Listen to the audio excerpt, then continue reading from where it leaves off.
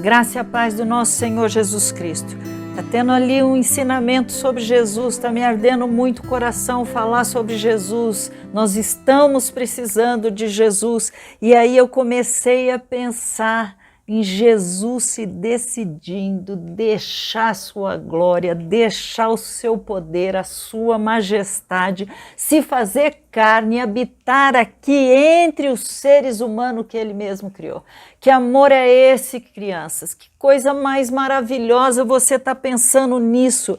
Eu sei, Deus é um só, e se nós pensarmos, são manifestações diferentes do mesmo Deus, Deus o Pai, Deus o Filho, Deus o Espírito Santo, tá tudo certo. Mas nem sempre é fácil a gente pensar em Deus como Deus Pai. Ou é, porque, por exemplo, quem teve um pai carnal, natural, mesmo que não tenha sido do seu próprio sangue, mas que foi criado por um pai bom, amoroso, carinhoso, vai conseguir entender esse Deus de uma maneira diferente. E quem não teve? E quem teve um pai abusivo? E quem teve um pai que era iracundo? E quem teve um pai... Não importa. Então, a imagem de pai nós temos, mas como nós vamos fazer para pensar neste Deus, o Pai, é uma coisa totalmente diferente. Nós precisamos entender que o que eu estou falando aqui agora não é sobre o pai que você teve, bom ou mal, que fez coisas certas ou erradas, mas eu quero pensar um pouco neste Deus maravilhoso, Criador dos céus e da terra, de tudo que aqui há, e pensar que ele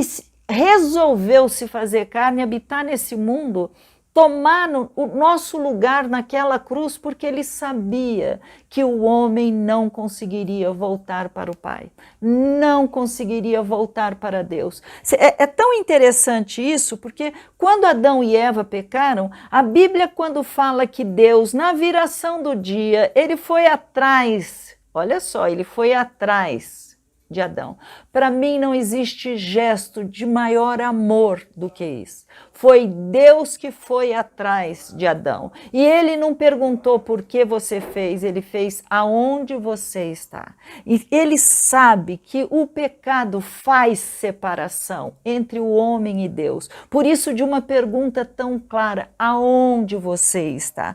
E quando eu penso que Deus se revela como Pai, justamente porque ele quer formar uma família, ele quer ter uma família, ele quer ter filhos que o amem, não por aquilo que ele pode dar, mas por aquilo que ele é, porque reconhecem nele um pai maravilhoso, um pai amoroso. É tão gostoso quando nós estamos pensando sobre essas características, né? Esse pai de amor, mas ao mesmo tempo soberano, santo, inatingível ao homem pecador. E aí Jesus se revela, ele vem como filho, vive entre nós, ele participa do teu e do meu sofrimento, ele sofreu as mesmas coisas que todos nós sofremos. Então ele é tão maravilhosamente bom, que porque ele passou o que passou, sofreu o que sofreu, ele pode nos entender, ele pode entender a tua dor, o teu sofrimento,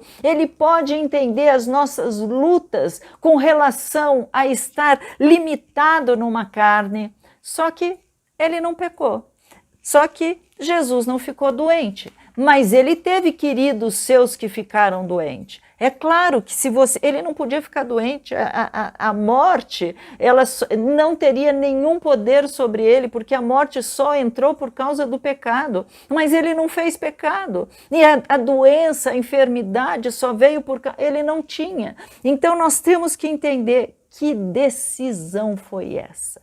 Que decisão! Sua vida, sua morte, a própria ressurreição, ela é contada na história humana. É antes de Cristo, depois de Cristo. E é tão gostoso de ver que Jesus se tornou também a fonte. Ele é uma fonte de eterna salvação para todo aquele que o buscar. Você sabe o que quer dizer a palavra invocar? Invocar a Jesus é chamar para dentro. Então, quando você invoca Jesus, você está falando, eu te chamo para você morar no meu coração.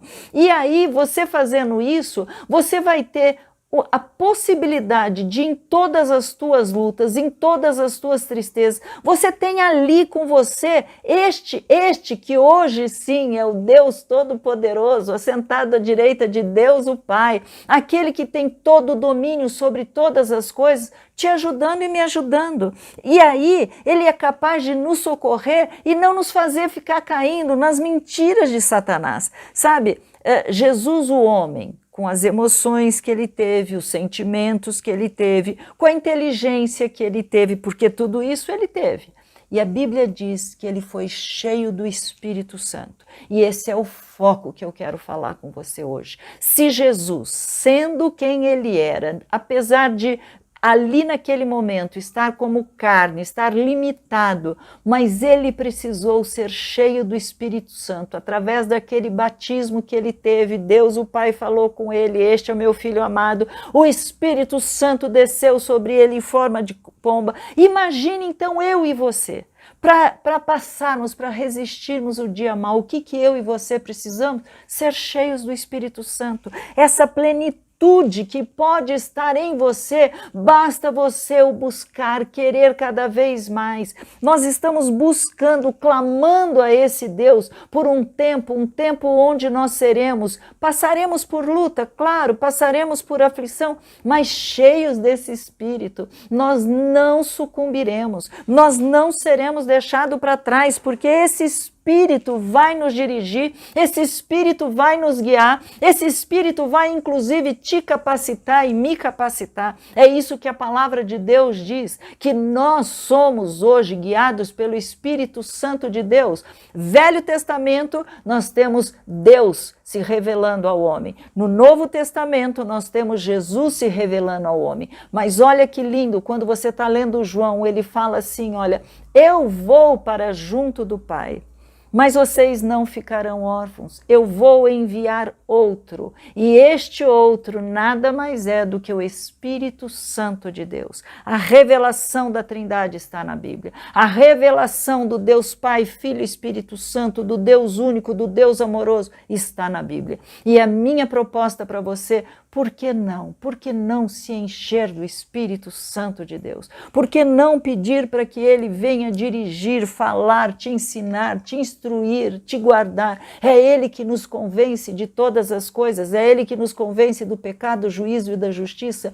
Então, este é o tempo. Se você está assistindo a este Maná, eu espero que você não apenas esteja assistindo, mas você esteja ouvindo com o ouvidinho aberto, o coração aberto, e você esteja orando e clamando. Espírito Santo de Deus, doce Espírito, venha e mude a minha vida, mude tudo o que precisa ser mudado, retira de mim aquilo que não agrada ao Pai.